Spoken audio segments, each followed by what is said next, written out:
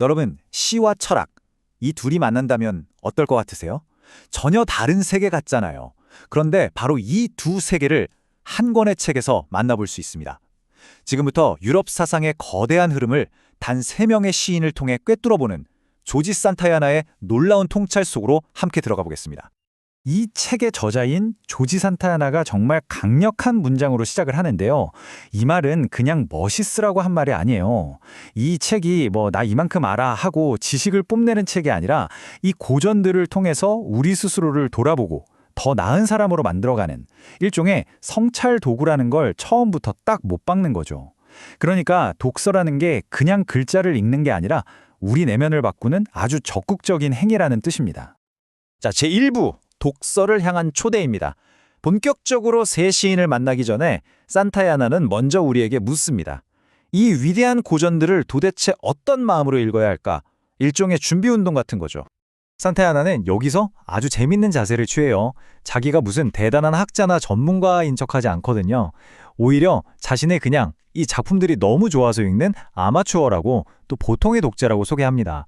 마치 봄이 오면 시를 쓰고 싶어지는 것처럼 그냥 너무나 인간적인 이유에서 이 글을 쓴다고 말이죠. 이런 겸손한 태도 덕분에 저희 같은 독자들은 이거 너무 어려운 거 아니야? 하는 부담감을 덜고 그래, 나도 같이 한번 생각해보자 하는 마음으로 이 여정에 동참하게 되는 거죠. 산타야나한테 고전은요, 그냥 박물관에 박제된 유물이 절대 아니에요. 그 가치는요, 우리가 지금 여기서 적극적으로 다시 읽고 해석하고 우리 삶으로 끌어올 때 비로소 살아 숨쉬게 된다는 겁니다. 여기서 정말 멋진 비유를 드는데요. 인류가 쌓아온 천재성을 절대 회수할 수 없는 원금에 비유해요. 그리고 우리가 고전을 읽고 비평하고 감상하는 행위를 바로 그 원금에서 나오는 이자라고 말하죠. 그러니까 고전 읽기는 그냥 옛날 이야기를 듣는 게 아니라 과거의 위대한 지혜를 지금 우리를 위한 살아있는 에너지로 바꾸는 아주 역동적인 과정인 셈입니다. 자, 그래서 앞으로 우리가 함께 걸어갈 길을 한번 살펴볼까요? 먼저 위대한 문학을 어떻게 읽어야 하는지에 대한 이야기로 시작해서요. 이 책의 주인공인 세 시인이 보여주는 3가지 세계관, 그러니까 자연주의, 초자연주의, 낭만주의를 차례대로 깊이 있게 들여다볼 겁니다. 그리고 마지막에는 시와 철학이 어떻게 결국 하나의 정점에서 만나는지 그 놀라운 순간을 함께 목격하게 될 거예요. 네, 그럼 이제 본격적으로 이 책의 심장부로 들어가 보겠습니다. 3명의 시인, 그리고 그들이 대표하는 세계의 거대한 세계관을 만나볼 시간입니다. 산타야나는 정말 대담한 주장을 펼칩니다. 무려 1500년이라는 어마어마한 시간을 가로지르는 이 3명의 시인이 그냥 문학적으로 위대한 인물에 그치는 게 아니라는 거예요. 놀랍게도 이 3사람을 딱 모아놓으면 유럽 철학의 전체 역사를 요약할 수 있다고 말합니다. 고대 로마의 루크레티우스가 자연주의를, 중세의 단테가 초자연주의를, 그리고 근대의 괴테가 낭만주의 정신의 최고봉을 보여준다는 거죠. 정말 엄청난 스케일의 이야기죠. 바로 이 지점에서 저자의 핵심 주장이 드러납니다. 겉으로 보기엔 이 세 세계관 서로 싸우고 모순되는 것처럼 보이잖아요. 그런데 산타야나는 우리가 굳이 이 중에서 하나를 고를 필요가 없다고 말해요. 각각의 철학이 주는 깊은 통찰들을 모두 받아들이면서도 우리 생각이 혼란에 빠지지 않을 수 있다는 겁니다. 오히려 이 서로 다른 목소리들이 합쳐져서 더 높은 차원의 조화, 더 완전한 이해로 나아갈 수 있다고 보는 거죠. 자, 그럼 그 첫 번째 세계관부터 만나보겠습니다. 바로 물리적이고 우리가 눈으로 보고 만질 수 있는 세계에 단단히 발을 딛고 있는 철학, 자연주의입니다. 루크레티우스가 우리에게 보여주는 우주는요, 마치 아주 정교하게 만들어진 거대한 기계 혹은 시계와 같아요. 모든 부품이 물리 법칙에 따라서 착착 맞물려 돌아가는 거죠. 여기에는 어떤 신비로운 힘이나 초자연적인 존재가 끼어들 틈이 없습니다. 모든 것은 원인과 결과로 설명될 뿐이죠. 이런 생각이 과학으로 가면 유물론, 즉 세상은 물질로만 이루어져 있다는 생각으로 발전하고요. 윤리학으로 가면 인본주의, 즉 신이 아니라 인간의 행복을 가장 중요한 가치로 삼는 생각으로 이어지게 됩니다. 결국 자연주의는 과학과 자유의 철학이라고 할 수 있어요. 모든 현상을 원자들이 기계적으로 결합하고 흩어지는 과정으로 설명하니까 우리가 추구해야 할 이상향 역시 저 멀리 천국 같은 곳이 아니라 바로 이 땅 위에 있어야 한다고 주장하죠. 그렇기 때문에 윤리의 기준도 신의 명령이 아니라 유한한 우리 삶 속에서 어떻게 하면 현실적으로 행복할 수 있을까? 바로 이 질문에서 출발하게 되는 겁니다. 이 세계관이 우리에게 던지는 메시지는 정말 명확하고 강렬합니다. 이 경이로운 광경을 단 한 번 볼 수 있도록 허락되었으니 우리는 보고 감탄해야 한다. 내일이면 우리는 죽을 것이므로. 이게 무슨 뜻일까요? 결국 우리 모두는 언젠가 죽는다는 사실을 똑바로 맞이하고 바로 지금 이 순간을 온전히 감사하며 살려는 외침이죠. 산타의 아나는 이걸 이렇게 표현해요. 먹고 마시고 즐겨라. 다만 비참하게 죽지 않으려면 적당히 그리고 기교를 발휘해서 즐겨라. 이것이 바로 자연주의가 우리에게 제안하는 삶의 태도입니다. 자, 이제 시간은 1000년을 훌쩍 뛰어넘습니다. 루크레티우스의 시대가 저물고 유럽의 정신세계는 완전히 다른 아주 심오한 세계관의 지배를 받게 됩니다. 단테가 보여주는 초자연주의는 자연주의와 그야말로 정반대 지점에 써 있어요. 이 세계관에서는 우리가 사는 이 물리적인 세계가 주인공이 아닙니다. 여긴 그저 영혼이 잠시 거쳐가는 순례길, 일종의 정거장 같은 곳에 불과하죠. 이 땅에서의 삶은 그 자체가 목적이 아니라 저 높은 곳에 있는 영적인 목적지를 향해 나아가는 과정일 뿐이라는 겁니다. 이 관점에서 보면 우리가 겪는 모든 고통이나 가난, 슬픔조차도 다 의미가 있어요. 신이 계획한 거대한 그림 속에서 우리 영혼을 단련시키기 위한 시험 같은 거죠. 그리고 이 고통스러운 지상세계와 우리가 간절히 바라는 천국을 연결해주는 것이 바로 야곱의 사다리입니다. 이 사다리는 아름다운 종교 이야기들, 신학 이론들, 그리고 우리에게 위안을 주는 여러 의식들로 만들어져 있죠. 이 사다리를 통해서 우리는 이 슬픈 현실을 넘어설 힘을 얻게 되는 겁니다. 그렇다면 이런 생각은 도대체 어디서 나오는 걸까요? 산타의 아나는 그 근원을 바로 우리 마음속 깊은 곳에서 찾습니다. 바로 영혼의 고독, 그리고 영혼이 할 수 있다고 느끼는 것과 이 세상에서 허비하도록 운명 지어진 것 사이의 불균형에서 말이죠. 쉽게 말해 우리 마음은 무한한 것을 꿈꾸고 갈망하는데 현실 세계는 너무나 유한하고 제약이 많잖아요. 바로 이 거대한 간극과 긴장감 속에서 이 세계를 넘어서는 또 다른 세계를 꿈꾸는 초자연주의가 탄생했다는 겁니다. 그리고 단테의 시대에서 또다시 500년이 흐릅니다. 이제 유럽은 근대라는 새로운 시대를 맞이하고 괴테라는 인물을 통해 또 다른 거대한 정신, 바로 낭만주의가 탄생하게 됩니다. 낭만주의는 그야말로 행동하고 자신을 믿고 끝없이 나아가는 철학입니다. 이전 시대처럼 자연의 법칙에 순응하거나 신의 계획을 따르는 게 아니에요. 오히려 개인의 의지 자체가 세상을 창조하는 궁극적인 힘이 된다고 믿죠. 내 안에서 끓어오르는 마치 신과 같은 무한한 에너지를 믿는 것, 그것이 바로 낭만주의의 핵심입니다. 낭만주의에서는 초점이 완전히 개인의 내면으로 향합니다. 현실은 더 이상 우리를 가두는 단단한 벽이 아니에요. 강한 의지만 있다면 얼마든지 주무르고 빚어낼 수 있는 찰흙 같은 존재가 되죠. 그래서 어떤 목표를 성취하고 나면 그건 그냥 꿈속의 한 장면처럼 미칩니다. 왜냐하면 중요한 건 결과가 아니라 새로운 목표를 향해 끊임없이 나아가는 그 의지 자체니까요. 실패조차도 영혼을 더 강하게 만드는 망치질일 뿐 그 본질을 결코 훼손하지 못한다고 믿는 겁니다. 자, 이렇게 세 가지 거대한 철학을 모두 살펴봤습니다.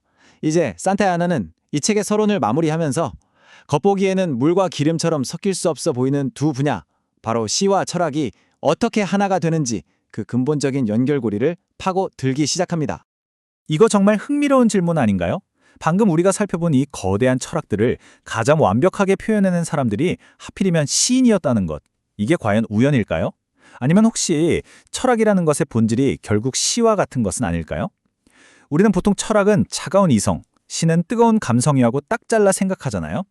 산타의 아나는 바로 그 고정관념에 정면으로 도전장을 내밉니다. 네, 언뜻 보기에는 이 둘은 정말 양립할 수 없어 보이죠. 철학은 마치 잎사귀가 다 떨어진 겨울숲처럼 엄격한 논리와 이성으로 진리를 탐구하는 학문이고요. 반면에 시는 뭔가 번뜩이는 영감, 찰나의 감정을 표현하는, 그래서 좀 호흡이 짧고 간헐적인 것으로 여겨지니까요. 재밌는 건 시인인 루크레티우스 본인조차도 이런 구분을 인정하는 듯한 말을 했다는 거예요. 그는 자신의 아름다운 시를 아이에게 쓴 약을 먹이기 위해서 컵 가장자리에 발라주는 달콤한 꿀에 비유했거든요. 그러니까 시는 그 자체로 목적이 아니라 철학이라는 어려운 진리를 전달하기 위한 예쁜 포장지나 장식품 정도라는 거죠. 하지만 산타의 아사야는 여기서 멈추지 않고 루크레티우스의 다른 구절을 우리에게 보여줍니다. 여기서는 시가 단순한 장식이 아니라는 게 명확히 드러나요. 그는 그토록 어두운 주제에 대해 그토록 맑은 노래를 부르며 모든 것을 시적 아름다움으로 채운다고 말하거든요. 왜? 독자가 자연의 전체 구조를 끝까지 파악할 수 있도록 돕기 위해서요. 즉, 시적인 아름다움이 없으면 우리는 그 깊고 어두운 진리의 세계로 들어갈 수조차 없다는 겁니다. 시는 단순한 장식이 아니라 진리를 행한 매체 그 자체인 거죠. 바로 이겁니다. 철학의 그 모든 고되고 복잡한 추론과 분석 과정은 사실 준비운동에 불과했다는 거예요. 그 자체가 최종 목표가 아니었습니다. 그것들은 모두 더 높은 곳, 즉 하나의 거대하고 통합된 비전을 보기 위한 수단이었던 거죠. 산타야나는 철학의 이 최종 단계를 테오리아, 시오리아라고 부릅니다. 이 고대 그리스어의 원래 뜻은 그냥 이론이 아니라 보는 것, 즉 관조를 의미해요. 온갖 논증의 사다리를 다 올라가서 마침내 도달하는 곳은 또 다른 논증이 아니라 세상 전체를 한눈에 조망하는 하나의 거대한 그림, 장엄한 비전이라는 겁니다. 그리고 이 완전한 통찰의 순간은 이성만으로는 불가능하고 순수한 상상력의 행위가 필요하기에 본질적으로 시적일 수밖에 없다는 게 산타야나의 생각입니다. 결국 가장 높은 경지에서는 철학자와 시인이 만날 수밖에 없습니다. 철학자는 논리라는 사다리를 한 칸 한 칸 밟고 올라가고 시인은 상상력이라는 날개를 펴서 날아오르지만 그들이 도달하고자 하는 정상, 즉 경험의 총체를 꿰뚫어 보고자 하는 그 지점은 결국 같은 곳이라는 거죠. 자, 그런데 여기서 마지막으로 이런 반론이 나올 수 있습니다.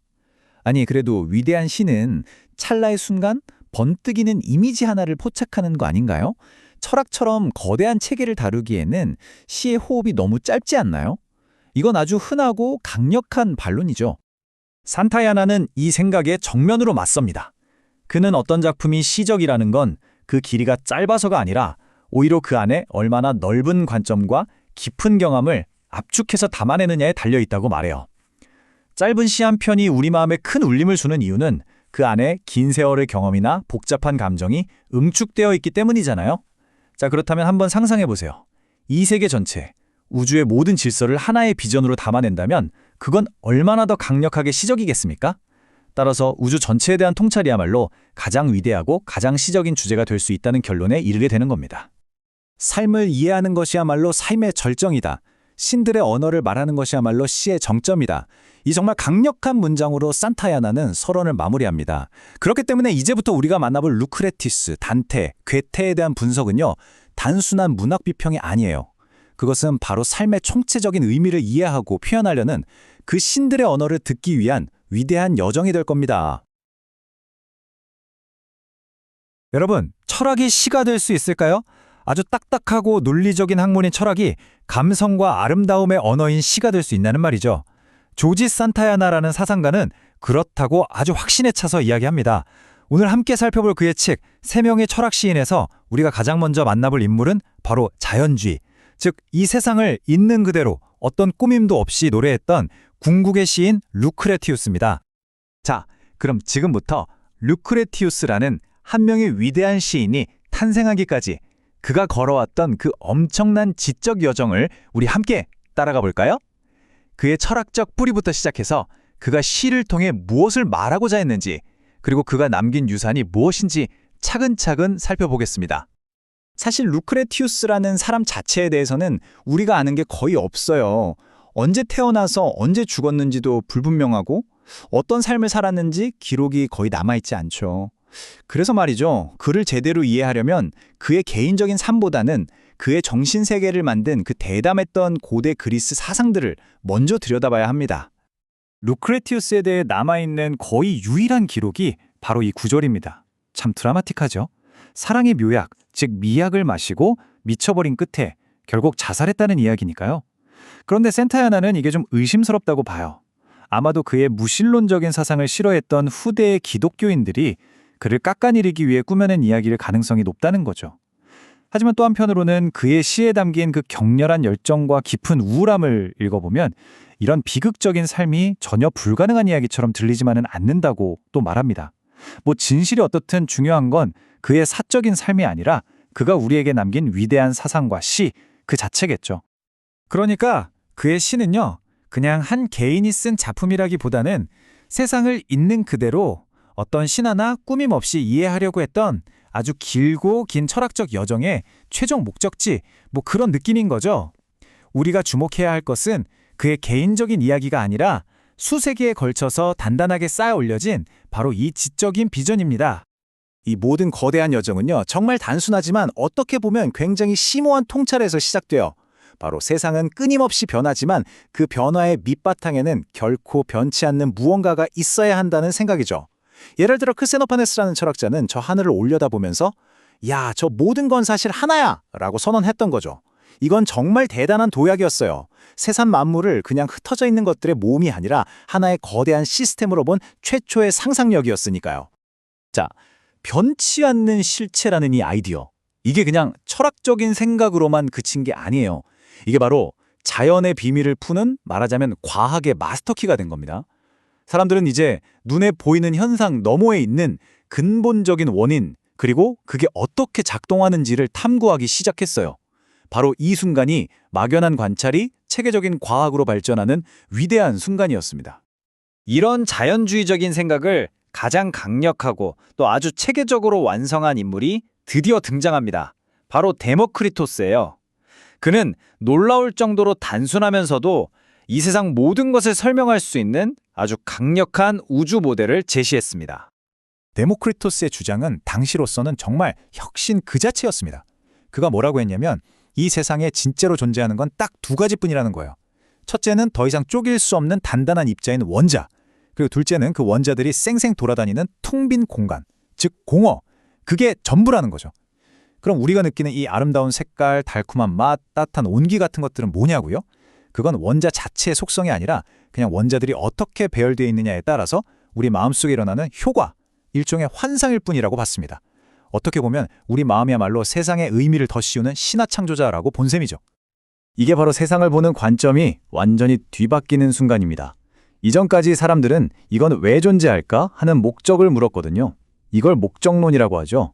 그런데 데모크리토스는 그 질문을 이건 어떻게 작동할까? 라는 기계론적인 질문으로 바꿔버린 거예요.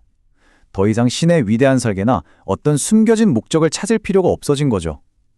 원자들은 그냥 자기들만의 운동법칙에 따라서 영원히 움직이고 부딪히고 뭉치면서 우연히 우리 같은 세계들을 만들어냈을 뿐이라는 겁니다. 루크레티우스가 이걸 정말 기가 막히게 표현해요.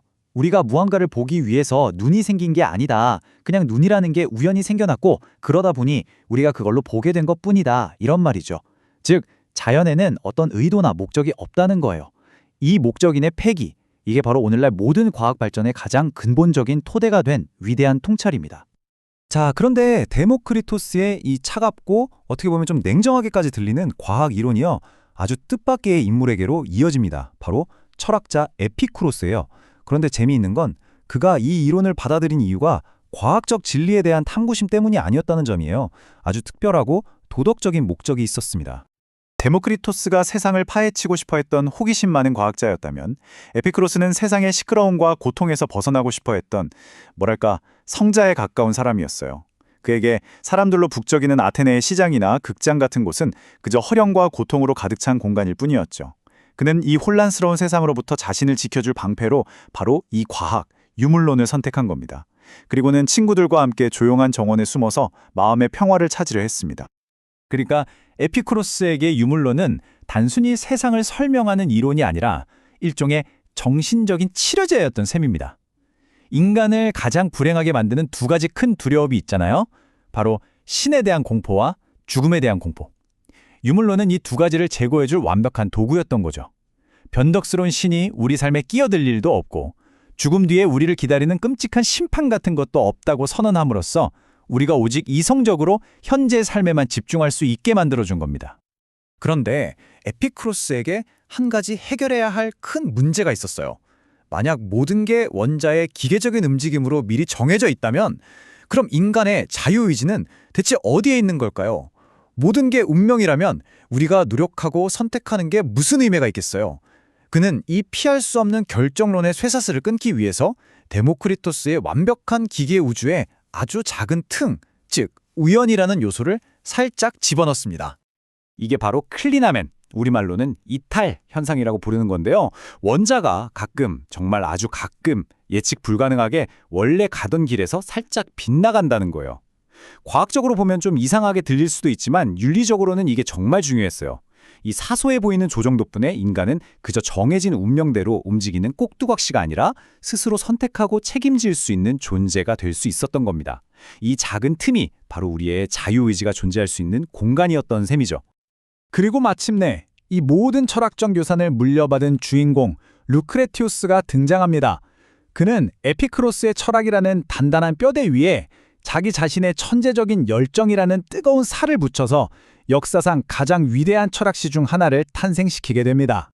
산타야나는 루크레티우스 시의 가장 위대한 점이 바로 그 비개인성에 있다고 말해요. 이게 무슨 말이냐면 보통 시를 읽으면 시인의 감정이나 생각이 느껴지잖아요.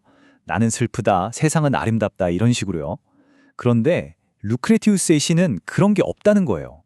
마치 시인이 사라지고 사물 자체가, 자연 그 자체가 우리에게 직접 말을 거는 듯한 그런 엄청난 느낌을 준다는 거죠. 인간의 감정을 싹 걷어내고 자연이 작동하는 원리 그 자체를 보여줌으로써 오히려 더 깊고 장엄한 숭고함을 느끼게 만드는 겁니다. 루크레티우스 자신도 이걸 아주 멋진 비유로 설명했어요. 의사들이 아이에게 쓴 약을 먹일 때 컵 가장자리에 달콤한 꿀을 발라주잖아요. 그것처럼 자기도 이 딱딱하고 때로는 씁쓸하게 느껴질 수 있는 철학적 진실을 독자들이 쉽게 삼킬 수 있도록 시라는 아름다운 꿀을 발랐다고 말이죠. 정말 멋진 표현 아닌가요? 이 거대하고 복잡한 자연의 과정을 시적으로 표현하기 위해서 루크레티우스는 두 개의 아주 강력한 상징을 무대 위로 불러옵니다. 바로 모든 것을 낳고 키우는 창조의 힘, 비너스, 그리고 모든 것을 파괴하고 해체하는 힘, 마르스입니다. 자, 여기서 정말 중요한 점은 이 비너스와 마르스가 진짜 신이 아니라는 거예요. 산타야나는 이 점을 아주 강하게 강조합니다. 이들은 그저 똑같은 원자 운동의 두 가지 다른 얼굴, 즉 창조와 파괴라는 두 가지 측면을 보여주는 시적인 상징일 뿐이라는 거죠. 다시 말해서 무언가의 죽음 없이는 새로운 생명이 태어날 수 없다는 자연의 냉정하고도 위대한 진리를 보여주는 장치인 셈입니다. 창조와 파괴는 결국 동전의 양면과 같다는 거죠. 그럼 여기서 궁금증이 생기죠. 창조와 파괴가 완벽하게 균형을 이룬다면 왜 루크레티스의 시는 전체적으로 이렇게 깃든 슬픔, 어떤 우울한 분위기로 가득 차 있을까요? 그 답은 바로 우리의 관점에 있습니다. 우리처럼 살아있는 존재는요, 마치 파도 꼭대기에서 막 생겨난 거품 같은 거예요. 우리는 파도가 저 아래에서부터 솟아오르는 과정을 볼 수 없어요. 우리가 정신을 차리고 세상을 보는 그 순간부터는 오직 아래로 떨어져 부서지는 일만 남은 거죠. 그렇기 때문에 살아있는 우리가 목격하는 세상은 필연적으로 쇠퇴와 죽음을 향해 가는 과정일 수밖에 없고, 바로 그 때문에 시 전체에 깊은 우수의 그림자가 드리워져 있는 겁니다. 자, 이제 시의 가장 핵심적인 목표로 들어가 보겠습니다. 그건 아주 명확해요. 영원이 물질이고 따라서 죽음이 완전한 끝이라는 것을 증명해서 인류를 가장 깊숙한 곳에 자리한 공포, 바로 그 죽음의 공포로부터 해방시키는 겁니다. 루크레티우스는 이걸 아주 체계적으로 논증합니다. 먼저, 영혼은 물질이라고 주장해요. 우리 몸과 함께 태어나고 몸이 아프면 같이 아프고 나이가 들면 같이 늙는다는 거죠. 술을 마시면 영혼도 함께 취하고 병에 걸리면 영혼도 함께 고통받습니다. 그렇기 때문에 몸이 죽어서 사라지면 영혼도 당연히 함께 사라진다는 논리입니다.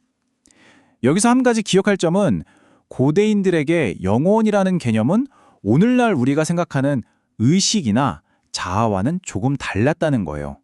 오히려 몸을 따뜻하게 하고 움직이게 하는 생명력에 가까운 개념이었죠. 그렇기 때문에 영혼이 물질이라는 주장은 당시 사람들에게 훨씬 더 자연스럽게 받아들여졌을 겁니다. 사후세계에 대한 공포를 이렇게 제거한 다음에 그는 없어지는 것 자체에 대한 본능적인 두려움을 정면으로 공격합니다. 그의 논리는 정말 단순하면서도 강력해요. 네가 살아있는 동안에는 죽음이 너에게 없고 네가 죽었을 때는 네가 없으니 죽음을 경험할 수가 없다. 그러니 너랑 절대로 만날 수조차 없는 죽음을 대체 왜 두려워하느냐 하고 묻는 거죠. 우리가 태어나기 전에 그 영원한 시간을 두려워하지 않았던 것처럼 죽음 이후의 시간도 똑같이 편안할 것이라고 말합니다. 하지만 산타야나는 여기서 한 걸음 더 나아가요. 루크레티우스의 진짜 강력한 무기는 이런 논리적인 설득이 아니라고 지적합니다. 그의 진짜 무기는 살고 싶다는 우리의 본능 그 자체를 공격하는 거예요. 왜냐하면 생각해보면 죽음에 대한 공포는 결국 삶에 대한 사랑, 삶에 대한 집착에서 오는 거니까요. 그래서 루크레티우스는 우리 삶의 고통스러운 민낯을 아주 적나라하게 까발립니다. 권력을 향한 야망이 얼마나 어리석고 광기어린지, 열정적인 사랑이 얼마나 큰 고뇌를 동반하는지, 끝없는 인간의 욕망이 얼마나 우리를 지치게 하는지를 너무나 생생하게 그려내는 거죠. 이걸 읽다 보면 삶이 이렇게 고통스러운 거라면 차라리 죽음이 이 모든 고통으로부터의 해방이자 구원이 될 수도 있겠구나 하는 생각이 들게 만드는 겁니다. 삶의 고통을 아주 철저하게 폭로함으로써 역설적으로 죽음을 환영하게 만드는 거죠. 자, 이제 마지막으로 산타아이아는 루크레티우스를 다른 시인들과 비교하면서 그를 자연의 궁극적인 시인이라는 아주 독특한 카테고리에 위치시킵니다. 산타야나가 말하는 자연의 시인은요, 그냥 아름다운 풍경, 석양이라던가 꽃 같은 걸 노래하는 시인이 아니에요. 그건 풍경의 시인이죠. 진짜 자연의 시인은 그 풍경을 만들어내는 근본적인 원인, 그 보이지 않는 작동 방식, 즉 우주의 거대한 시스템, 물질 그 자체를 노래하는 사람을 의미합니다. 예를 들어볼까요? 낭만주의 시인 셀리에게 자연은 자신의 이상적인 세계를 만들기 위해 아름다운 재료들을 가져다 쓰는 일종의 장난감 가게 같았어요. 또 다른 시인 워즈워스에게 자연은 우리에게 도덕적인 교훈을 주는 훌륭한 선생님이었죠. 하지만 루크레티우스는 달라요. 그는 자연을 상징이나 교훈으로 이용하지 않고 원인과 결과로 똘똘 뭉친 하나의 거대한 시스템, 그 날 것 그대로의 현실로 우리에게 보여줍니다. 물론 산타야나는 루크레티우스의 시에도 한계가 있었다고 봐요. 아쉬운 점들을 지적하는 거죠. 예를 들어 에피쿠로스 철학이 허용했던 평온하고 아름다운 신들의 이상적인 모습이라던가 또 인간적인 우정의 따뜻함, 그리고 인류 역사 전체라는 거대한 드라마 같은 정말 풍부한 시적인 주제를 그가 놓쳤다고 아쉬워합니다. 하지만 설령 그의 물리학이 오늘날 현대 과학의 관점에서 보면 틀렸다고 할지라도 그가 던지는 도덕적인 진실은 여전히 우리에게 큰 울림을 줍니다. 우리가 원자를 믿든 빅뱅 이론을 믿든 그게 중요한 게 아니에요. 결국 우리 모두는 우리보다 더 거대한 자연의 힘 앞에 서 있고 언젠가는 끝나는 유한한 삶이라는 현실을 마주해야 하니까요. 루크레티우스의 시는 바로 그 피할 수 없는 운명 앞에서 우리가 느끼는 감정들을 노래하고 있는 겁니다. 자, 이런 질문을 던지면서 마무리해볼까 합니다. 모든 것이 과학으로 설명되는 이 세계에서 시인의 역할은 과연 무엇일까요? 그리고 원자라는 차가운 물질로 이루어진 세계관이 과연 우리 삶에 대한 숭고하고 아름다운 비전을 불어넣어 줄 수 있을까요? 루크레티우스의 시는 수천 년이 지난 지금도 우리에게 그렇다고 힘주어 대답하고 있는 것 같습니다. 어쩌면 우주를 더 깊이 이해하는 것이 세상에 대한 경이로움을 잃는 길이 아니라 오히려 더 크고 깊은 경이로움을 발견하는 길이 아닐까요? 조지 산타야나의 책 세 명의 철학 시인을 통해서 말이죠. 지난번에는 세상을 오직 물질 그리고 자연의 법칙으로만 설명하려고 했던 시인 루크레티우스를 만나봤습니다. 자, 오늘은 그와 완전히 정반대 지점에 서 있는 인물인데요. 눈에 보이지 않는 초자연적인 질서, 또 도덕적인 목적을 통해서 세계의 의미를 찾으려고 했던 정말 위대한 시인이죠. 단테에 대한 산타야나의 분석을 한번 깊이 있게 따라가 보겠습니다. 우리의 이야기는요, 고대 그리스의 한 철학적인 질문에서부터 시작될 겁니다. 그 질문이 과연 어떻게 눈에 보이지 않는 거대한 도덕적 우주를 만들어냈는지, 그리고 더 나아가서 인류의 역사를 완전히 새롭게 해석하는 강력한 틀이 되었는지를 살펴볼 거고요. 그리고 마침내 이 모든 것을 자신의 불타는 듯한 삶과 영원한 시 속에 남김없이 녹여낸 단테의 그 위대한 정신을 만나게 될 겁니다. 자, 바로 이 질문이 서양 사상사의 흐름을 통째로 바꾼 거대한 분기점이라고 할 수 있습니다. 이 세계는 그냥 물리적인 부품들이 우연히 막 조립된 것에 불과한가? 아니면 어떤 궁극적인 목적을 향해서 정교하게 움직이고 있는 걸까? 이 근본적인 질문을 처음으로 던지면서 철학의 방향을 완전히 180도 바꿔버린 인물, 바로 소크라테스입니다. 소크라테스는 이렇게 말합니다. 어떤 것의 진짜 원인을 알고 싶으면 그것의 무엇이 최선인지를 발견해야 한다고요. 이게 바로 그의 사상적 혁명의 핵심이에요. 단순히 사물이 어떻게 작동하는지에 대한 기계적인 설명을 넘어서 왜 그것이 지금과 같은 방식으로 존재하는 게 좋은 건지, 즉 존재의 도덕적인 이유와 목적을 묻기 시작한 거죠. 선타이아나는 플라톤의 책을 인용하면서 소크라테스의 이런 새로운 철학적 열망이 사실은 당대 최고의 자연 철학자에 대한 아주 깊은 실망감에서부터 시작됐다고 설명합니다. 과연 무엇이 그토록 위대한 철학자를 실망시켰을까요? 당시 소크라테스는요, 아낙사고라스라는 철학자가 이성이 만물을 질서정연하게 배열한다고 주장했다는 말을 듣고 굉장히 기뻐했다고 해요. 아, 드디어 세상이 왜 혼돈이 아니라 이렇게 질서정연한지 설명해줄 답을 찾았구나, 이렇게 생각한 거죠. 하지만 그의 책을 직접 읽어본 소크라테스는 정말 크게 실망하고 맙니다. 왜냐하면 아낙사고라스는 여전히 세상을 공기나 에테르, 물 같은 물질적인 힘으로 설명하고 있었거든요. 그가 말한 이성이라는 건 만물이 왜 지금의 상태가 최선인지를 설명하는 도덕적인 지성이 아니었어요. 그냥 모든 걸 처음에 움직이게 한, 기계적인 시동장치에 불과했던 겁니다. 소크라테스가 원했던 왜에 대한 답은 어디에도 없었던 거죠. 소크라테스가 그토록 찾아 헤맸던 건 바로 이 목적론적 설명이었습니다. 이 말이 좀 어렵게 들릴 수 있는데 아주 쉬운 예로 한번 풀어볼게요. 소크라테스는 독배를 마시기 전에 감옥에 앉아 있었잖아요. 자, 왜 그가 거기에 앉아 있을까요? 기계적인 원인으로 설명하자면 그의 뼈가 관절에 딱 맞춰져 있고 근육과 힘줄이 수축하고 이완해서 앉는 자세를 유지하고 있기 때문이다. 이렇게 말할 수 있겠죠? 하지만 소크라테스는 이게 진짜 이유가 아니라고 생각했습니다. 그가 감옥에 앉아 있는 진짜 이유는 아테네의 법을 존중하고 도망치지 않는 것이 시민으로서의 도리, 즉 최선이라고 도덕적으로 판단했기 때문이라는 거죠. 바로 이 목적과 선에 대한 판단이야말로 그의 행동을 설명하는 진정한 원인이라고 본 겁니다. 소크라테스가 던진 이 작은 질문의 씨앗은요, 수백 년에 걸쳐서 자라나서 거대한 숲을 이루게 됩니다. 결국 철학자들은 우주 전체를 어떻게가 아니라 왜라는 렌즈를 통해서 다시 바라보기 시작했고요. 이는 물질 세계 저 너머에 도덕적인 질서가 존재한다는 완전히 새로운 우주관의 탄생으로 이어졌습니다. 이 거대한 우주관은 여러 단계를 거쳐서 만들어졌습니다. 처음에는 플라톤이 말했던 선의 이데아 같은 추상적인 개념에서 시작했어요. 하지만 점차 이 추상적인 선은 세상을 어떤 의지를 가지고 창조한 인격적인 창조주 신으로 변모했죠. 여기서 더 나아가서 용기, 비겁, 순결, 탐욕 같은 도덕적인 특성들이 그 자체로 힘을 가진 존재처럼 의인화되었고요.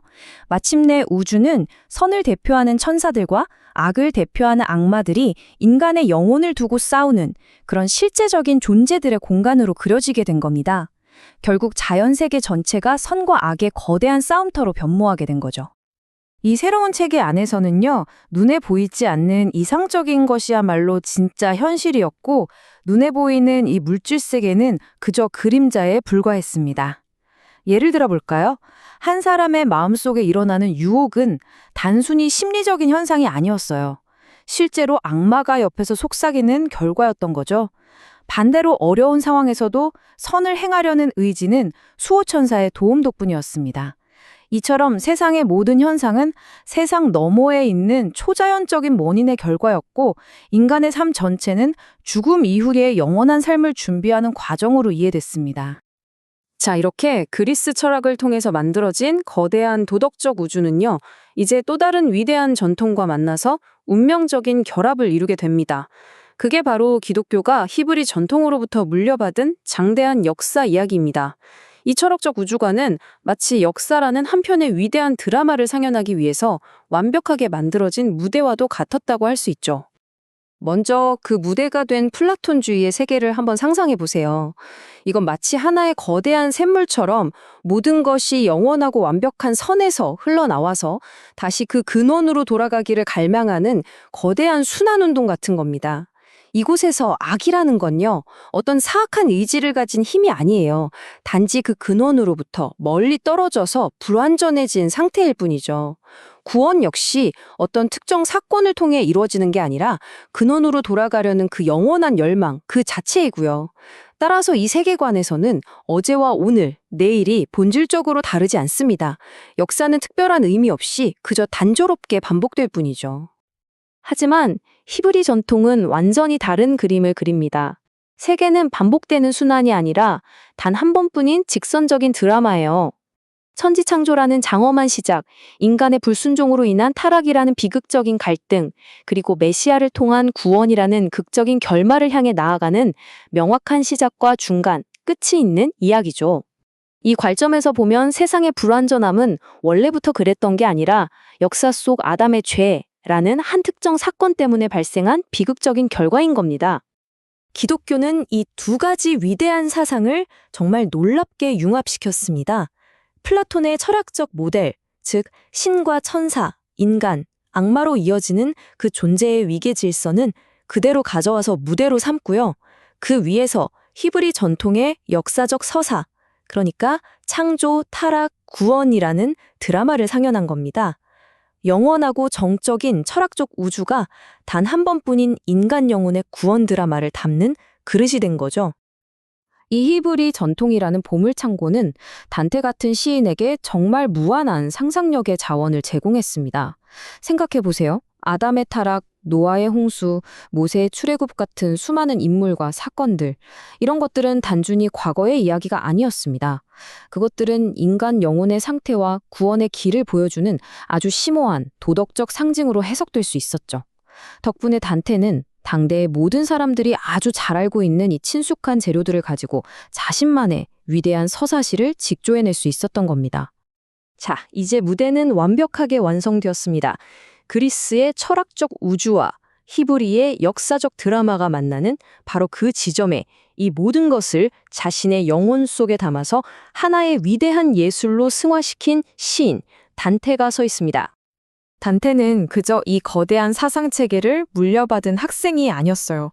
그는 자신의 뜨거운 사랑과 쓰라린 정치적 경험, 그리고 고향 피렌체에 대한 애증까지 자기 삶 전체를 이 거대한 틀 안에 남김없이 쏟아부었습니다. 그에게 신학은 더 이상 딱딱한 교리가 아니었죠. 그것은 조국 이탈리아에 대한 불타는 애국심을 담는 그릇이었고, 연인 베아트리치에 대한 인간적인 사랑을 천상의 사랑으로 이끌어주는 영원한 안내자였습니다. 그의 개인적인 열정이 어떻게 거대한 우주적 질서와 만나는지 가장 잘 보여주는 영역이 바로 정치입니다. 이제 단테가 꿈꿨던 신의 뜻이 땅에서도 이루어지는 그 신성하고 이상적인 정치 질서에 대해 한번 살펴보겠습니다. 단테가 꿈꾼 이상적인 세상은요, 신이 세운 두 개의 거대한 기둥 위에 서 있었습니다. 표에서 보시는 것처럼 하나는 인간의 영혼과 영적인 영역을 다스리는 교황이고요.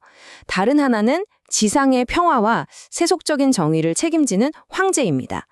중요한 건 이 두 권력이 모두 신성한 도시 로마에 기반을 두고 각자 자기 영역에서 신으로부터 부여받은 보편적인 권위를 행사하면서 서로를 침범하지 않고 협력해야 한다는 거였어요. 하지만 단테가 바라본 현실은 어땠을까요? 그건 이 신성한 질서가 처참하게 무너진 타락의 시대였습니다.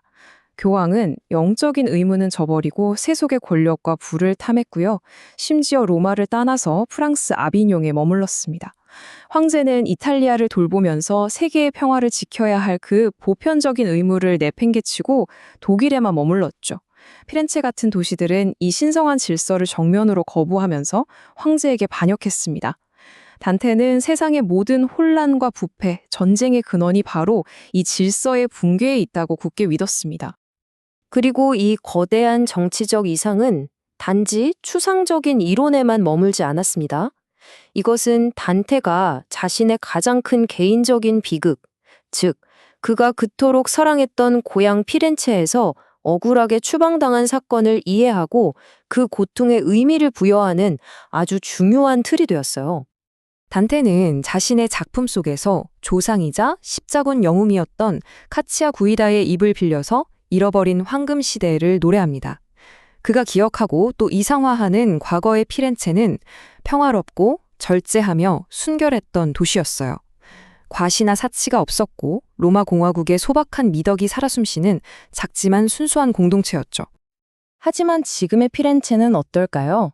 단테는 마치 의사처럼 도시의 도덕적 질병을 아주 냉철하게 진단합니다. 그는 이민사들이 몰려와서 순수한 로마의 혈통이 더러워지고 사치와 허영이 도시를 병들게 하며 무엇보다도 신성한 질서의 상징인 황제에게 반역해서 끝없는 파벌 싸움에 빠진 것을 피렌체의 핵심적인 죄악으로 보았습니다. 결국 단테는 자신의 개인적인 추방과 고향에 대한 증오를 단순히 사적인 원한으로 남겨두지 않았습니다. 그는 자신의 슬픔을 신성한 질서가 무너진 것에 대한 거대한 우주적 슬픔으로, 자신의 분노를 정의를 부르짖는 예언자의 의로운 분노로 승화시킨 거죠. 바로 이 지점에서 그의 시는 개인의 비극을 뛰어넘는 보편적이고 비장한 힘을 얻게 되는 겁니다. 이처럼 단테가 살았던 세계에는 모든 것이 신의 섭리와 도덕적 목적으로 설명되는 아주 세심하게 구축된 완벽한 세계였습니다. 모든 고통과 기쁨에는 명확한 의미가 있었죠. 하지만 만약 이 거대한 도덕적 우주가 붕괴하고 그 확실성이 사라진다면 인간은 과연 무엇에 기대어 살아가야 할까요? 그 질문에 대한 답을 다음 시간 낭만주의 시인 괴테를 통해서 함께 탐구해 보도록 하겠습니다. 오늘 우리가 함께 살펴볼 이 책은 단테의 위대한 서사시, 신곡의 지적인 배경을 아주 깊숙이 탐사하고 있는데요. 이번에는 그 세계를 떠받치고 있는 가장 근본적인 기동, 바로 목적이라는 개념에 대해 이야기해 보려고 합니다. 단테가 그려낸 우주에서요, 도덕적인 목적이라는 건 그냥 착하게 살자 같은 인간이 만들어낸 좋은 생각이 아니에요. 그건 마치 별들을 움직이고 계절을 바꾸고 또 우리 인간의 영혼을 이끄는 이 현실 세계 그 자체를 돌아가게 하는 거대한 엔진 같은 겁니다. 모든 존재가 왜 있어야 하는지, 그리고 어디로 가야 하는지가 이미 다 정해져 있는 아주 질서정연하고 의미로 가득 찬 그런 세계인 거죠. 근데요, 이 엄청난 세계관이 어디서부터 시작됐는지 아세요? 정말 의외인데 한 철학자의 아주 깊은 실망감에서부터 비롯됩니다. 바로 소크라테스예요. 어느 날 그가 당대의 유명한 자연 철학자였던 아낙사고라스가 이성이 만물의 원인이라고 말했다는 얘기를 듣고 처음엔 정말 기뻐했어요. 와, 드디어 세상이 왜 이런 모습인지 그 진짜 이유를 설명해 줄 사람을 만났구나 하고 생각했던 거죠. 하지만 그 기대는 정말 순식간에 실망으로 바뀌어버렸고 바로 이 실망감이 서양 사상 전체의 물줄기를 바꿔놓을 아주 강력하고 중요한 질문을 낳게 됩니다. 자, 그럼 소크라테스가 일으킨 이 기념비적인 생각의 전환, 이 위대한 전환의 본질이 대체 뭐였는지부터 한번 깊이 들여다보죠. 이건 그냥 새로운 이론 하나가 툭 추가된 게 아니에요. 세상을 바라보는 관점, 즉 패러다임 자체가 완전히 바뀐 사건이었습니다. 질문의 방향이 180도 달라졌거든요. 사물이 무엇으로 만들어졌는가? 이 질문에서 왜 존재하는가라는 질문으로 말이죠. 소크라테스가 왜 아낙사고라스한테 그렇게 실망했는지 이 표를 보시면 그냥 한눈에 딱 들어오죠. 아낙사고라스는 이성이 만물의 원인이라고 말은 멋지게 해놓고 정작 세상을 설명할 때는 공기가 어떻고 물이 어떻고 소용돌이가 어떻게 치고 이런 기계적이고 물리적인 요소들만 가지고 이야기했던 거예요. 소크라테스는 속으로 이렇게 생각했겠죠. 아니, 만약 이성이 진짜 원인이라면 지구가 왜 지금 이 자리에 있는지 설명할 때 지구가 여기에 있는 것이 우주 전체를 위해 최선이기 때문이라고 설명해야 하는 거 아닌가? 왜 하필 둥근 모양인지를 설명하려면 둥근 것이 가장 좋은 형태이기 때문이라고 말해야지.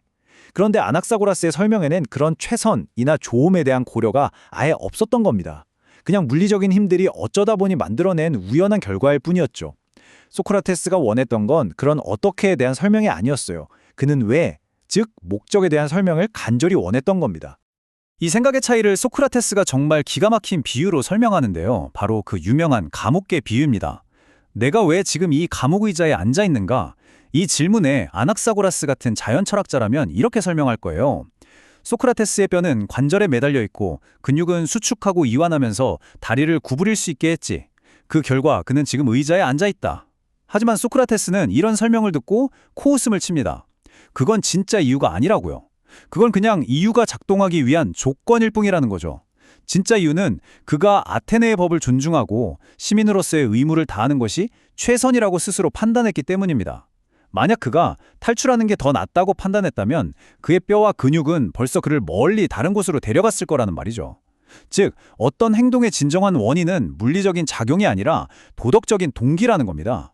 그리고 소크라테스는 이 놀라운 통찰을 자기 자신의 행동에만 한정하지 않았어요. 그는 이 원리가 우주 전체를 지배해야 한다고 믿었습니다. 별이 저 궤도를 따라 도는 것도 강물이 바다로 흘러가는 것도 궁극적으로는 그것이 우주 안에서 최선이기 때문이어야 한다는 거죠.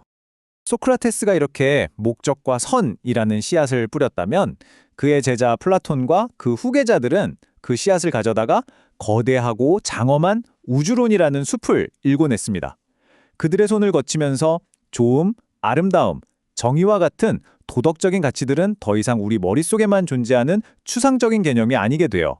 이것들은 실체를 가진 힘, 나아가 인격적인 존재가 되어서 우주를 움직이는 실질적인 동력이 됩니다. 이 변화의 과정이 정말 놀랍습니다. 어떻게 순수한 철학적 사유가 우리가 사는 현실 세계를 구성하는 신화적인 세계관으로 변모하는지를 생생하게 보여주거든요. 자, 먼저 1단계. 플라톤이 모든 존재와 가치의 근원으로서 최고의 원리인 선의 이데아를 설정합니다. 이건 아직 철학적이고 추상적인 개념이죠. 그런데 2단계로 넘어가면서 이 선이라는 개념이 점차 인격적인 특성을 갖게 됩니다. 세상을 최선의 상태로 만들려는 의지를 가진 존재, 즉 창조주 신으로 변모하는 거죠. 이렇게 최고의 이상이 신이 되자 3단계에서는 그 아래의 다른 가치들도 각자 자리를 찾아요. 신의 완벽함에 얼마나 가깝냐에 따라서 계급이 쫙 나뉘고 각각 다른 하늘의 영역을 다스리는 천사나 지성체 같은 존재들이 되는 겁니다. 그럼 반대는 어떨까요? 마지막 4단계, 선이 없는 상태, 즉 선의 결핍은 곧 악이 됩니다. 마치 빛이 없으면 어둠이 생기는 것처럼요. 그리고 이 악의 정도, 즉 불완전함의 단계들은 물질 세계와 똑같이 취급되고 더 나아가 사악한 의지를 가진 악마나 악령으로 의인화됩니다. 결국 도덕적인 좋고 나쁨의 위계질서가 그대로 천상에서 지옥에 이르는 초자연적인 존재들의 위계질서로 바뀐 거예요. 그래서 이런 세계관을 우리가 초자연주의라고 부르는 겁니다. 이 관점에서 보면 우리가 지금 눈으로 보고 경험하는 이 자연 세계는 그 자체로 완결된 독립적인 공간이 아니에요. 모든 자연현상, 모든 역사적인 사건, 심지어 우리 각자의 내적인 갈등 뒤에는 보이지 않는 영적인 원인이 있다고 믿는 거죠. 예를 들어 밭에 갑자기 병충해가 돌면 그건 단순히 기후나 토양의 문제가 아니라 악마의 장난일 수 있어요. 반대로 풍년이 들면 그건 신의 은총이나 어떤 성인의 가호 덕분일 수 있는 거죠. 내 마음속에서 일어나는 저걸 훔칠까? 하는 악한 유혹과 아니야, 그러면 안 되지 하는 선한 의지의 싸움은 사실 내 영혼을 두고 벌어지는 은총과 죄 사이의 거대한 전쟁의 일부가 되는 겁니다. 이처럼 세상 전체가 천사와 악마가 싸우는 거대한 전쟁터이고 우리 인간의 삶은 그 전쟁의 한 복판에서 벌어지는 한 편의 드라마가 되는 것. 이게 바로 단테가 물려받은 세계의 기본적인 풍경이었습니다.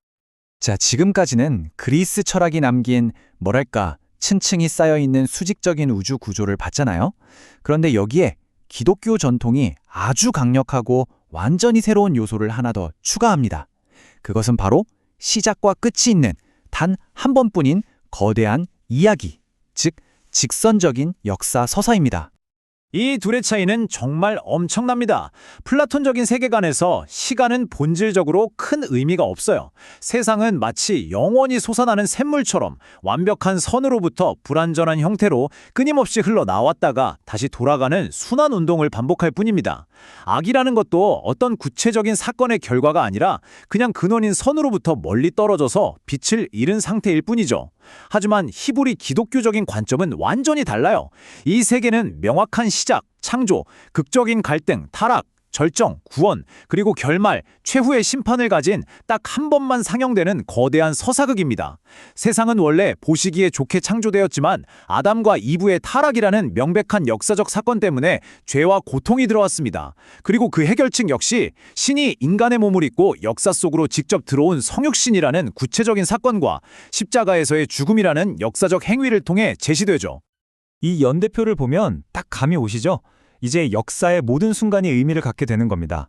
나의 탄생, 내가 속한 공동체의 흥망성쇠, 그리고 인류의 모든 역사가 이 거대한 구원 드라마의 일부가 되는 거예요. 시간은 더 이상 무의미하게 뱅글뱅글 도는 것이 아니라 창조라는 출발점에서 시작해서 구원이라는 목적지를 향해 나아가는 의미 있는 여정이 된 것이죠. 모든 사건은 신의 섭리라는 거대한 계획 안에서 자신의 자리를 찾게 됩니다. 바로 이 지점, 여기서 단테의 진짜 천재성이 폭발합니다.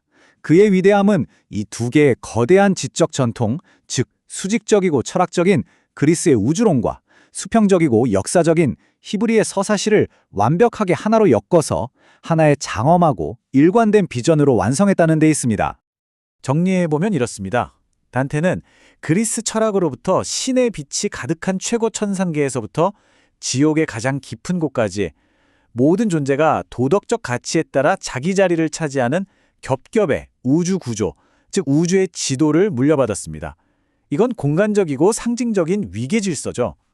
그리고 히브리 기독교 전통으로부터는 이 세상이 우연의 산물이 아니라 신의 섭리에 따라 특정한 목적을 향해 나아가고 있다는 강렬한 역사의식, 즉 그 지도 위에서 펼쳐지는 대서사실을 물려받은 겁니다.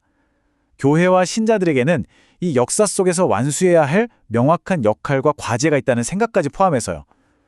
단테는 이 두 가지, 공간의 질서와 시간의 목적을 하나의 거대한 틀 안에 완벽하게 녹여낸 것입니다.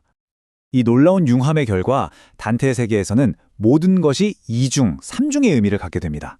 보이는 게 다가 아닌 거죠. 모든 게 상징이 되는 거예요. 예를 들어서 그가 지옥에서 만나는 역사 속 인물들은 단순히 과거에 죄를 지었던 한 개인이 아니에요. 그들은 그 죄 자체를 상징하는 화신이 됩니다. 그의 안내자인 로마 시인 베르길리우스는 그냥 존경했던 옛날 시인이 아니라 신의 은총이 없는 인간, 이성이 도달할 수 있는 위대함과 그 명백한 한계를 상징하는 존재입니다. 그리고 그가 평생 사랑했던 여인 베아트리체는 한 명의 여인을 넘어서 인간을 구원으로 이끄는 신적인 계시 또는 은총 그 자체가 되죠. 이렇듯 실제 역사와 개인의 삶이 보편적인 신학적 진리를 드러내는 거대한 알레고리가 되는 것, 이것이야말로 단테 씨의 핵심이라고 할 수 있습니다. 이러한 철학과 역사의 융합이 어디서 가장 빛을 발하냐면요. 바로 단테의 숭고한 정치 이론에서 그 절정을 이룹니다. 그에게 정치란 단순히 권력을 차지하기 위한 싸움이나 이권 다툼이 아니었어요. 그것은 신이 인류의 구원을 위해 이 땅에 세운 신성한 질서를 구현하는 과정, 그 자체였습니다. 단테가 꿈꿨던 이상적인 세계 질서는 마치 하나의 몸에 두 개의 머리를 가진 독수리와 같았습니다. 인류라는 하나의 공동체를 이끄는 서로 독립적이면서도 신성한 두 개의 권위, 즉 교황과 황제가 있어야 한다는 것이었죠. 그리고 이 두 권위의 중심지는 모두 로마여야만 했습니다. 왜냐하면 황제에게 로마는 고대 제국의 영광을 계승하는 곳이고 교황에게 로마는 베드로가 교회를 세운 순교의 땅이기 때문이죠. 단테는 신이 인류를 두 가지 궁극적인 행복, 즉 이 땅에서의 평화로운 삶과 저 하늘에서의 영원한 구원으로 인도하기 위해서 이 이중적인 시스템을 직접 세웠다고 굳게 믿었습니다. 이 두 권력의 역할은 명확하게 구분됩니다. 교황은 영적인 영역을 책임져요. 계시된 진리를 바탕으로 인류의 영혼을 영원한 생명으로 이끄는 것이 그의 임무입니다. 반면에 황제는 세속적인 영역을 책임집니다. 철학적인 가르침을 바탕으로 인간의 탐욕과 갈등을 억제하고 모든 사람이 평화와 정의 속에서 덕을 실천하며 살 수 있는 환경을 만드는 것이 그의 임무죠. 이 둘은 서로의 영역을 절대 침범해서는 안 되는 신성한 파트너예요. 단테가 보기에 그 당시 이탈리아의 모든 혼란과 부패는 바로 교황이 황제의 칼을 탐내고 황제가 교황의 권위를 무시하는 이 신성한 질서가 무너졌기 때문에 벌어진 일이었습니다. 자, 지금까지는 정말 우주 전체를 아우르는 거대하고 보편적인 이론에 대해 이야기했잖아요. 이제 이 장대한 이론이 어떻게 단테 개인의 삶, 그의 고향 피렌체에 대한 그 사무치는 슬픔과 분노와 직접적으로 연결되는지 한번 살펴보겠습니다. 거시적인 비전이 미시적인 개인의 삶을 어떻게 규정하고 해석하는지를 볼 수 있는 정말 흥미로운 대목입니다. 단테는 신곡에서 자신의 조상인 카차귀다의 입을 빌려서 자기가 꿈꾸는 이상적인 피렌체의 모습을 그리고 있습니다. 이건 일종의 신화화된 과거의 모습인데요. 그곳은 순수한 로마인의 후예들이 사는 도시, 사치나 분열 없이 모두가 평화롭고 소박하게 살아가는 공동체입니다. 시민들은 제국의 신성한 권위에 순응하고 각자 자신의 본분을 다하며 질서 속에서 살아가는 마치 이 땅에 세워진 작은 로마와도 같은 도시였죠. 하지만 그가 추방당에서 떠들면서 바라본 현실의 피렌체는 그 이상과는 정반대의 타락해버린 지옥 같은 곳이었습니다. 그는 새로운 이주민들이 도시의 순수한 피를 더럽혔다고 한탄했고 돈에 대한 탐욕이 모든 미덕을 파괴했다고 분노했죠. 하지만 무엇보다 그를 격분하게 했던 건 끝없는 당파 싸움으로 서로를 죽이고 추방하면서 신이 세운 보편적 평화의 수호자인 황제의 권위에 정면으로 반역하는 피렌체의 오만이었습니다. 그의 눈에 피렌체의 타락은 단순히 정치적인 실패가 아니었어요. 그것은 신이 정해놓은 우주적, 도덕적 질서에 대한 배반행위, 즉 거대한 죄악이었던 겁니다. 바로 이 지점에서 단테의 개인적인 비극이 우주적인 차원으로 승화되는 기적이 일어납니다. 그가 겪었던 망명의 고통, 정치적인 패배의 쓴맛, 자기를 배신한 사람들에 대한 인간적인 증오가 더 이상 개인적인 감정에만 머무르지 않아요. 이 거대한 철학적, 종교적인 틀 안에서 그의 분노는 신의 질서를 거역한 타락한 도시에 대한 예언자의 의로운 분노가 됩니다. 그의 슬픔은 잃어버린 낙원을 애통해야 하는 보편적인 슬픔이 되죠. 그의 정치적인 열정이 그의 신학적인 이상과 완벽하게 하나가 되면서 그의 신은 개인의 한탄을 뛰어넘어 인류 전체를 향한 비극적이면서도 장엄한 예언의 힘을 얻게 된 것입니다. 결국 이 질문이야말로 단테의 작품 전체를 관통하는 핵심이라고 할 수 있습니다. 어떻게 한 사람의 지극히 개인적인 여정이 온 인류를 위한 구원의 길이 될 수 있었을까요? 어떻게 그의 사무치는 원한이 신의 정의에 대한 장엄한 찬가로 바뀔 수 있었을까요? 그 해답은 바로 그의 세계에서는 가장 작은 개인의 삶조차도 거대한 우주적 질서와 의미의 그물망 속에 단단히 연결되어 있었기 때문입니다. 그의 여정이 곧 우리의 여정이 되고 그의 질문이 곧 우리의 질문이 되는 이유죠. 이 위대한 통합의 비밀을 탐험하는 것이야말로 단테라는 거대한 우주를 여행하는 가장 큰 즐거움이 아닐까 싶습니다. 자, 루크레티우스, 단테, 그리고 괴테. 우리는 지금까지 각기 다른 시대, 각기 다른 세계관을 대표하는 이 세 명의 거대한 철학 시인들을 한 명씩 만나봤습니다. 드디어 오늘 조지 산타야나의 이 놀라운 책의 마지막 장에 도달했습니다. 바로 이 세 거장을 하나의 무대 위에 나란히 세워놓고 그들의 진정한 가치를 정면으로 비교하고 판단하는 시간입니다. 세 명의 시인, 그리고 그들이 쌓아 올린 세계의 철학적 세계. 그럼 이 중에서 과연 최고를 꼽을 수 있을까요? 아니, 애초에 그게 가능하기나 한 걸까요? 이 위대한 인물들을 한자리에 놓고 비교할 때 우리는 과연 시와 철학의 본질에 대해 어떤 더 깊은 통찰을 얻게 될까요? 이 질문이야말로 오늘 우리가 이 책을 통해 함께 답을 찾아가야 할 가장 중요한 질문이라고 할 수 있겠습니다. 자, 그럼 본격적으로 이들의 우열을 가리는 저울질을 하기 전에요. 먼저 각 시인이 창조했던 그 거대하고 독특한 세계로 잠시 다시 한번 들어가 보죠. 이들이 섰던 무대는 과연 얼마나 그리고 어떻게 달랐을까요? 산타하나가 보기에 이 세 시인은 그냥 위대한 시인 세 명이 아니라 유럽 철학사의 거대한 세 단계를 각각 상징하는 인물들입니다. 먼저 루크레티우스가 보여주는 세계는 뭐랄까 아주 정교하고 거대한 기계 혹은 감정 없는 시계 태엽 우주 같아요. 모든 건 원자의 우연한 충돌과 결합이라는 냉정한 물리 법칙 아래서 움직일 뿐이죠. 어떤 목적도 신의 섭리도 없는 그저 물질들의 영원한 춤, 바로 자연 그 자체입니다.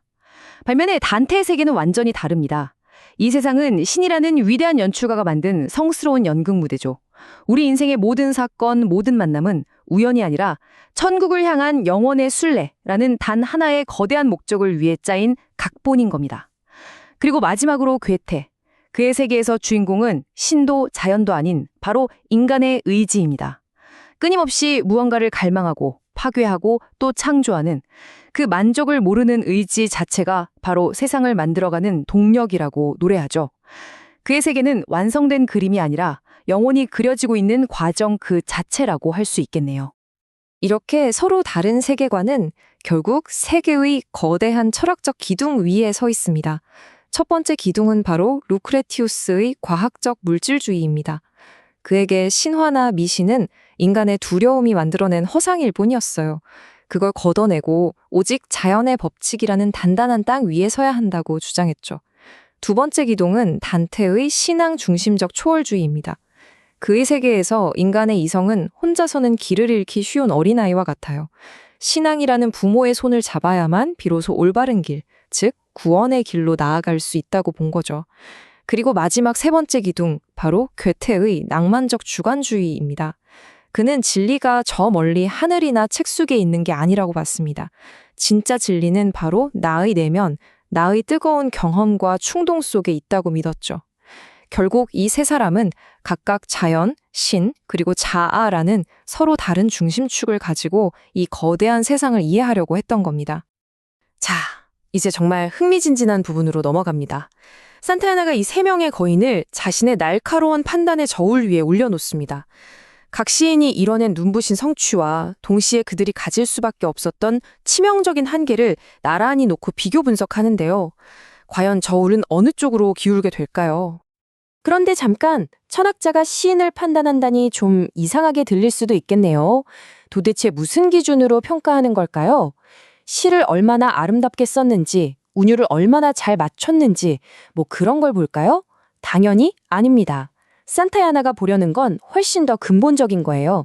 바로 그 시인이 우리에게 제시하는 세계가 얼마나 크고 깊고 또 얼마나 단단하게 짜여 있느냐 하는 거죠. 한마디로 그 시가 우리 인생이라는 망망대해에서 얼마나 훌륭한 나침반과 지도가 되어주느냐, 바로 이겁니다. 자, 산타야나의 평가는 정말 가차없습니다. 칭찬할 건 확실하게 칭찬하지만 그 한계점도 아주 예리하게 짚어내죠. 먼저 루크레티우스, 그의 가장 큰 강점은 뭐니 해도 그 정직함입니다. 신화의 안개 뒤에 숨지 않고 목적 없는 원자들의 세계라는 자연의 진실을 똑바로 마주봤다는 거죠. 정말 대단한 지적 용기입니다. 하지만 이 차가운 진실을 마주한 대가는 뭘까요? 바로 지독한 우울함입니다. 그의 시 세계에는 기쁨이나 희망보다는 체념과 슬픔의 정서가 짙게 깔려 있어요. 다음은 괴테. 괴테는 정말 스케일이 크죠. 삶의 좋은 면, 나쁜 면, 성스러운 것, 추악한 것, 그 모든 걸 다 끌어안으니까요. 하지만 바로 이게 문제이기도 합니다. 모든 걸 다 받아들인다는 건 결국 어떤 것도 제대로 판단하지 않겠다는 거거든요. 그의 위대한 주인공 파우스트를 보세요. 평생을 만족을 찾아 헤매지만 결국 어떤 확고한 도덕적 안식처도 찾지 못하고 방황하잖아요. 산타야나는 이걸 보고 마치 엄청나게 큰 돛을 달았는데 정작 배의 방향을 잡을 키가 없는 배 같다고 표현했습니다. 위대하게 방황할 뿐이라는 거죠. 자, 그럼 단테는요? 산타야나는 단테의 강점과 약점이 아주 교묘하게 얽혀 있다고 봤습니다. 마치 동전의 앞뒷면처럼요. 산타야나가 직접 한 이 말을 보면 그의 평가가 그냥 누가 더 잘났나 순위 매기는 학문적 놀이가 아니라는 걸 알 수 있습니다.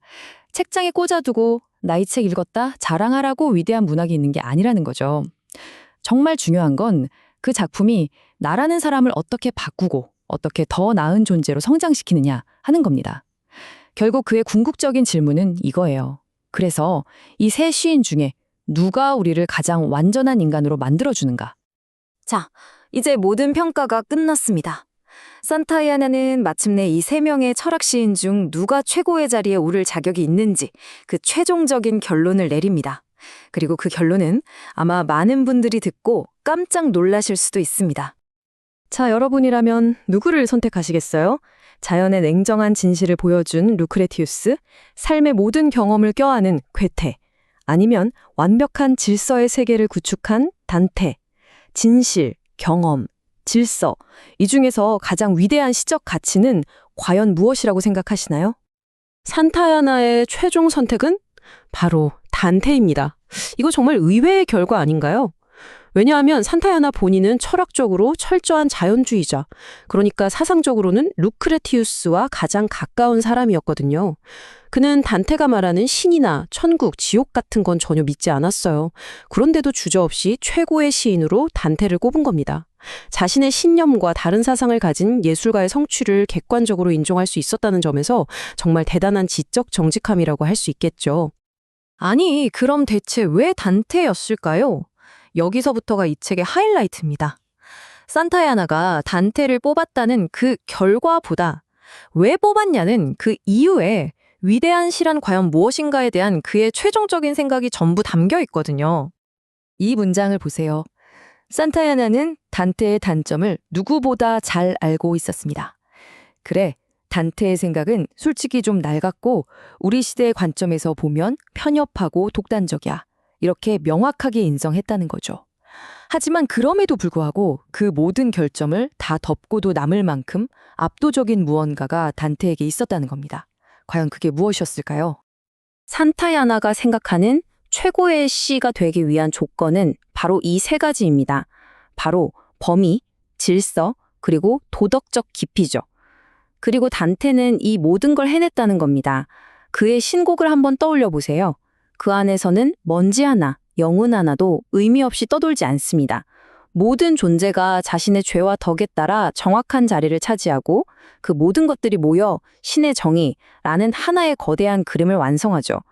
루크레티우스의 세계가 무작위적인 원자들의 소음이라면 교테의 세계가 여러 악기들이 각자 즉흥 연주를 하는 자유로운 재즈라면 단테의 세계는 거대한 오케스트라가 한 명의 주의자 아래 완벽한 화음을 만들어내는 교향곡인 셈입니다.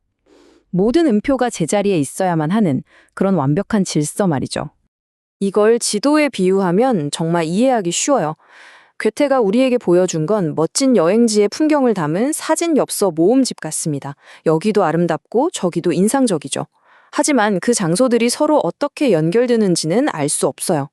반면에 단테가 만든 건 축처까지 완벽하게 맞는 거대한 세계 전도, 월드맵입니다. 어디가 지옥이고 어디가 천국인지, 그리고 내가 지금 어디쯤 서 있는지, 어디로 가야 하는지를 명확하게 보여주는 거죠. 그냥 아름다운 작품이 아니라 인간 영혼의 운명에 대한 하나의 완벽한 시스템을 창조해낸 겁니다. 자, 그럼 최고의 시인은 단테다 하고 여기서 끝나면 좀 시시하겠죠? 산타야나의 진짜 위대함은 여기서부터 드러납니다. 그는 과거의 시인들을 평가하는 데서 그치지 않아요. 그 평가를 발판 삼아서 미래를 내다보거든요.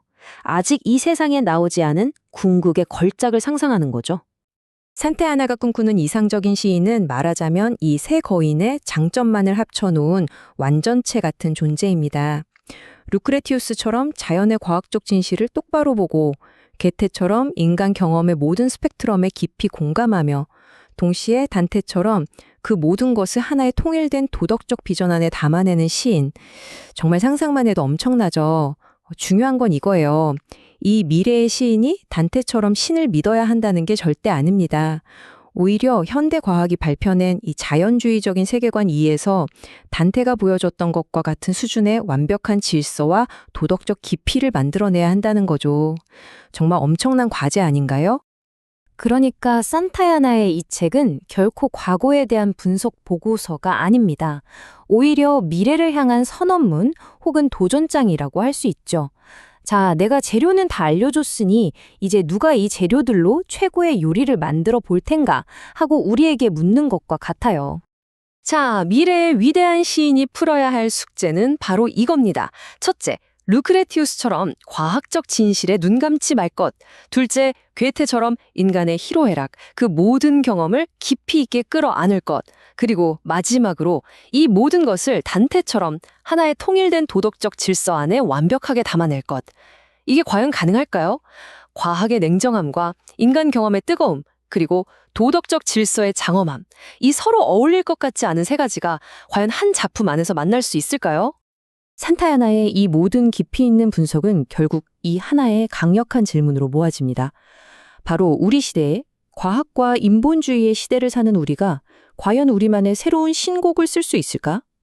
단테가 신앙이라는 절대적인 중심축을 가지고 인간과 우주 전체를 꿰뚫어 봤듯이 우리는 과학과 인간 이성이라는 새로운 중심축으로 그만한 스케일의 걸작을 만들어낼 수 있을까요? 마지막으로 산타야나의 이 말을 함께 음미해 보시죠. 시의 정점은 신들의 언어로 말하는 것이다. 여기서 말하는 신은 저 멀리 있는 종교적인 신이 아닐 겁니다. 세상을 부분적으로가 아니라 전체로서 그 모든 원리와 관계를 한눈에 꿰뚫어 볼 수 있는 그런 신적인 시야를 말하는 거겠죠. 그런 거대한 관점으로 세계와 인간을 노래하는 것, 그것이야말로 시가 도달할 수 있는 최고의 경지라는 겁니다. 자, 이렇게 산타야나의 위대한 탐구를 따라와 봤습니다. 결국 그의 책은 우리에게 명쾌한 답을 주는 게 아니라 우리 스스로 생각하게 만드는 거대한 질문을 던지며 끝납니다.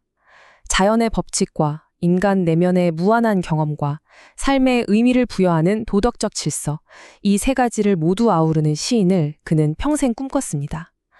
만약 오늘날 그런 시인이 나타나서 우리 시대의 서사시를 쓴다면 과연 어떤 모습일까요? 그 시는 혼란스러운 이 시대를 살아가는 우리에게 어떤 위로와 어떤 지혜를 줄 수 있을까요?